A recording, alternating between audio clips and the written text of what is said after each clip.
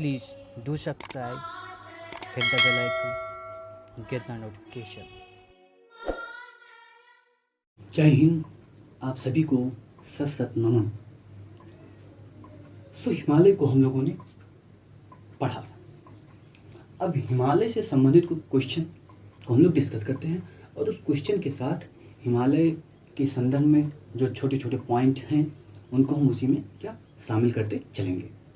ठीक है।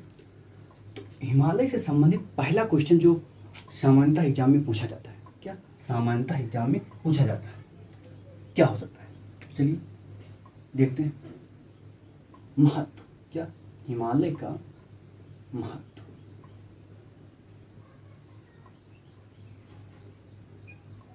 क्या महत्व, हिमालय का महत्व क्या है?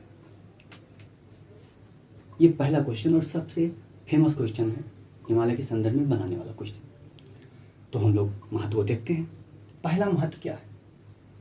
अगर महत्व का मतलब उपयोगिता, महत्व का मतलब क्या? इंपॉर्टेंस, उपयोगिता। अगर हिमालय न रहे तो क्या होगा? हिमालय न रहे तो क्या होगा? तो अगर हिमालय न रहे, जो कार्य कर रहा है इस समय वो कार्य नहीं होगा, तो वही उसका महत्व है। तो देखते हैं क्या क्या महत्व है। पहला, हिमालय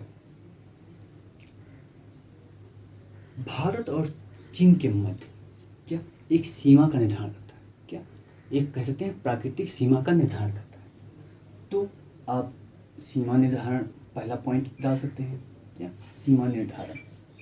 और इसमें आप पॉइंट में नहीं, आप पूरी लाइन में लिखेंगे सीमा निर्धारण में, उसमें शामिल करेंगे उसको। सीमा निर्धारण में क्या, सीमा निर्धारण में आपको लिखना है।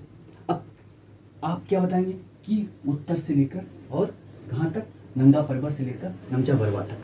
क्या नमचा बरवा तक भारत और चाइना के मध्य अगर प्राकृतिक सीमा को देखा जाए तो हिमालय ने प्राकृतिक सीमा बनाई है और इस प्राकृतिक सीमा ने भारत की बहुत तरह से रक्षा की है।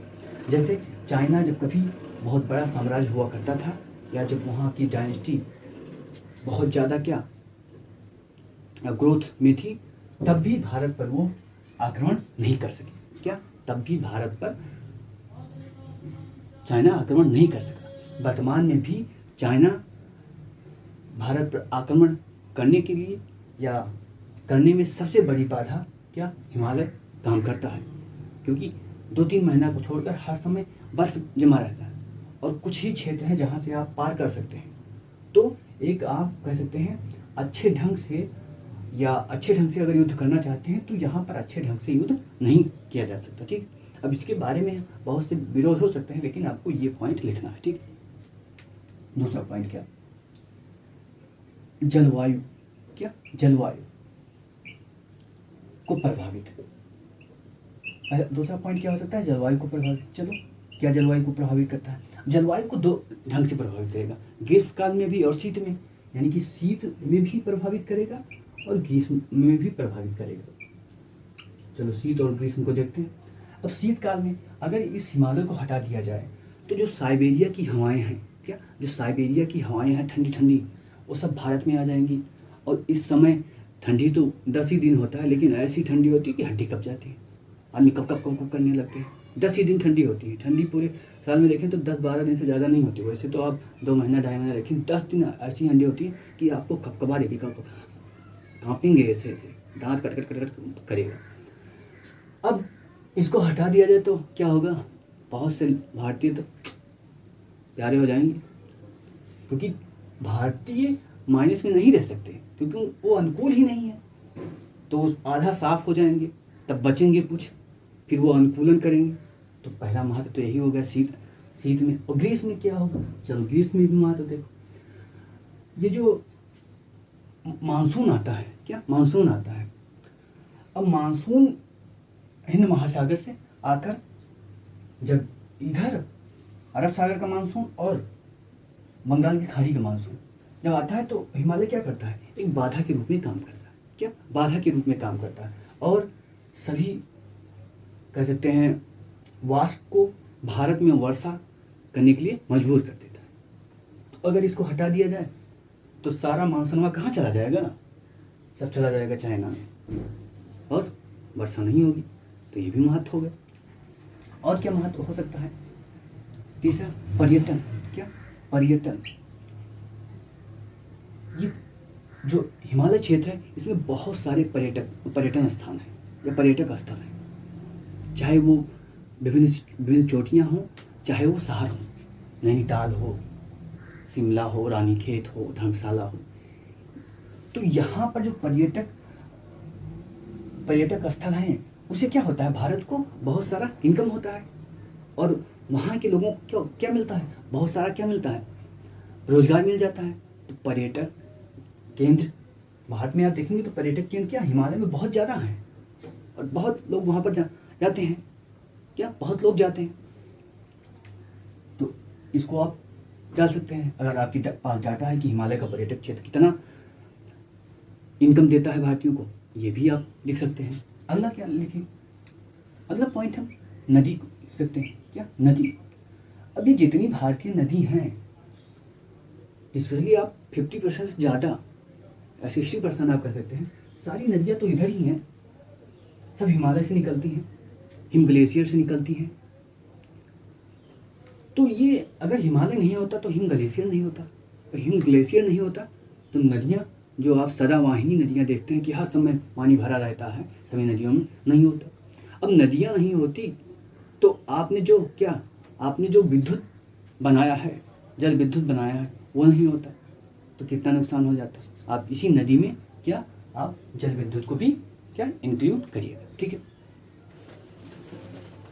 अगला क्या? अगला पॉइंट, पांचवा पॉइंट। अब आप जो मैदान देखते हैं, गंगा का मैदान, मध्य गंगा का मैदान, ब्रह्मपुत्र का मैदान, असम का मैदान, ये सब मैदान को किसने बनाया? यहीं से पर्वत, ये जो पहाड़ है, ये हिमालय पर्वत है, यहीं से तो सारे अवसाद कहाँ गए, जमा हुए नीचे, और उन्हीं अवसाद से क्या बना? मैदान बना। तो ये जो आप गंगा के मैदान से अपने आप को वरदानित महसूस करते हैं, ये हिमालय ने ही तो दिया है। क्या? ये हिमालय ने ही दिया है। ठीक है। चलो, अब अगला क्या? अगला आप इसी में आप जोड़ सकते हैं जल स्रोत को। क्या? जल स्रोत को इसी में जोड़ सकते हैं, और इसमें आप नदी में आप ये भी इंक्लूड कर दें कि ये बहुत से लोगों के लिए जल स्रोत का काम करती है।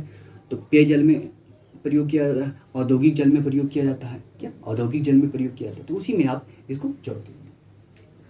अगला पॉइंट क्या हो सकता है? चारागाह। क्या? चारागाह। आप देखेंगे इसके ढालों पर, मध्य हिमालय के ढालों पर बहुत सारे क्या है, छोटे छोटे मुलायम घास के मैदान हैं। अभी जो मुलायम घास के मैदान है, इनको कश्मीर में मर्ग कहा जाता है। क्या? मर्ग। उत्तराखंड में बोयाल कहा जाता है। तो ये सब जो चारागाह है, यहाँ पर बहुत सारे जानवर क्या रहते हैं? क्या? बहुत सारे जानवर रहते हैं, और आप कह सकते हैं उस चारागाह का उपयोग हम किसमें? डेयरी उद्योग में बहुत अच्छे ढंग से कर सकते हैं, और किया भी जा रहा है अधिकांश का। तो ये चारागाह जो मैदान है, ये भी ये क्या है? हिमालय नहीं होता तो क्या होता? नहीं होता भैया। चलो ठीक है। और क्या कारण, और क्या महत्व है? अगर महत्व आप लोग बताइए, क्या महत्व आपके दिमाग में है कि अगर नहीं होता हिमालय तो नहीं होता, अगर हिमालय नहीं होता तो नहीं होता, क्या जो हिमालय काम कर रहा है? बताइए आप लोग। चलो मैं ही बताता हूँ। अब हिमालय में देखेंगे क्या, हरिद्वार। क्या? हरिद्वार देखिए, हरिद्वार में बाबा रामदेव का दुकान कहाँ से चलती है? हरिद्वार से। और ये जितनी जड़ी बूटी बाबा खिला रहे हैं सबको, चाहे कोरोनिल हो, चाहे गौमूत्र हो, चाहे कोरोनिल हो, चाहे गौमूत्र हो, चाहे च्यवनप्राश हो, सब खिला रहे हैं बाबा। अब ये सब कहाँ से आ रहा है? हिमालय क्षेत्र से तो आ रहा है। तो जड़ी बूटियों का भंडार। क्या? जड़ी बूटियों का भंडार।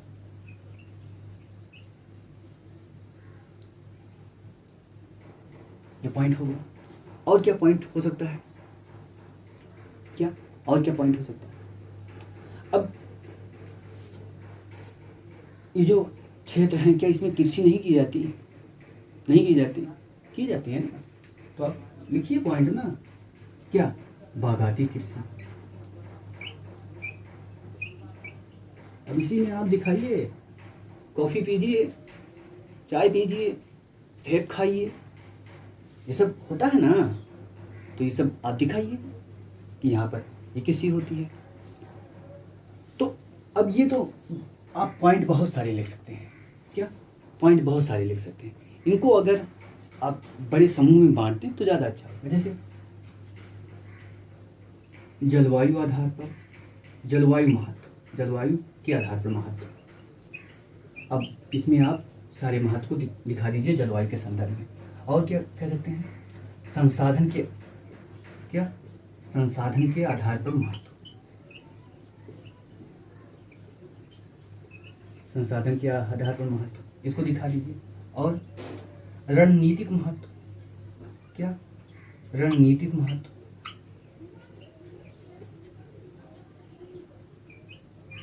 महत्व, ठीक है, रणनीतिक महत्व हो गया। और क्या महत्व जोड़ा जा सकता है बताओ, और कुछ जोड़ा जाता है? चलो एक महत्व और लिख सकते हैं। उस महत्व को क्या हम कह सकते हैं, सांस्कृतिक महत्व। भैया सांस्कृतिक महत्व, क्या सांस्कृतिक महत्व। अब सांस्कृतिक महत्व, ये जो केदारनाथ, बद्रीनाथ, वैष्णो देवी, ये सब कहाँ पर हैं? सब यहीं पर तो हैं। तो आप दो चार सांस्कृतिक जो स्थल है उनका नाम बता दीजिए, क्या सांस्कृतिक स्थल है नाम बता दीजिए। और एक उदाहरण दे दीजिए कि भारत में जितने भी ऋषि मुनि हुए हैं, सन्यासी हुए हैं, वो उनके लिए हिमालय क्या रहा है, तपोभूमि रहा है। क्या हिमालय तपोभूमि रहा है। और हिमालय में जाकर मुद्रा में बैठ जाते हैं और नेचुरल जो पावर है उनको क्या धीरे धीरे उनमें इतनी क्षमता आ जाती है कि नेचुरल पावर को वो कंट्रोल कर सकते हैं। क्या नेचुरल पावर को कंट्रोल कर सकते हैं या उसके साथ संयोजन स्थापित कर सकते हैं। अब आप कहेंगे कैसे नेचुरल पावर को कंट्रोल कर सकते हैं, कैसे संयोजन स्थापित कर सकते हैं। तो ये एक बड़ा चैप्टर है और इस पर हम लोग कभी डिस्कस करेंगे, कभी जब मौका मिलेगा, खाली होंगे। तो ऐसे आप 4-5 पॉइंट क्या निर्धारित करके बता सकते हैं, क्या हिमालय के महत्व को बता सकते हैं। और आप बैठिए अपने किस पर, जो टेबल है जहाँ आप पढ़ते हैं, और सोचिए कि हिमालय का महत्व क्या है, क्या हिमालय हमको देता है। 5-6 हिमालय और 5-6 पॉइंट और आ जाएंगे। जैसे एक पॉइंट, ये जो संसाधन यहाँ पर अगर लिखना हो तो यहाँ पर क्या लिख सकते हैं आप, एक पॉइंट वनस्पति। क्या हिमालय में वनस्पति नहीं पाई जाती? कितनी वनस्पति पाई जाती है, शंकुधारी वन पाए जाते हैं, मुलायम, वहीं बिलो वृक्ष पाया जाता है, बल्ला बनता है। क्या बल्ला किसे बनता है? बिलो जो वृक्ष होता है उससे बनता है। तो सब आप बैठकर आराम से सोचेंगे तो बहुत सारे पॉइंट आपको निकल आएंगे। तो इतना क्या है इम्पॉर्टेंस है, ठीक है। अब हम लोग अगले क्वेश्चन को देखेंगे अगले वीडियो में, और वहाँ पर जो छोटे छोटे पॉइंट बनेंगे इसी के अनुसार हम लोग उसको समझेंगे। तो पहला क्वेश्चन आपका सॉल्व हो गया, हिमालय के महत्व को स्पष्ट करिए। तो आज के लिए इतना है, फिर मिलते हैं, जय Hind. Please do subscribe, hit the bell icon, get the notification.